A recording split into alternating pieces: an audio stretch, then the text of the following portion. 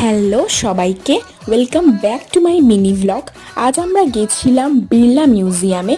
তো আমরা তো প্রথমে একটা মিষ্টি দোকান থেকে ব্রেকফাস্ট সেরে নিয়েছি, কচুরি আর ছোলার ডাল। এরপরে আমরা মিউজিয়ামের চারপাশটা খুব ভালোভাবে ঘুরলাম। আর আমাদের খাওয়া দাওয়া তো থামছেই না, চলতেই থাকছে, মুখ তো চলবেই ঘোরার সাথে সাথে। তো এরপরে আমরা দেখেছি একটা 3D শো। 3D শোটা ছিল বিভিন্ন সামুদ্রিক যে প্রাণীদের নিয়ে। এবং আমরা তারপরে মিউজিয়ামটা খুব ভালোভাবেই ঘুরে চলে গেছিলাম সন্ধ্যের দিকে হচ্ছে বিড়লা মন্দিরে। যারা কলকাতায় থাকো তারা তো অবশ্যই জানো এই মন্দিরটা কতটা সুন্দর।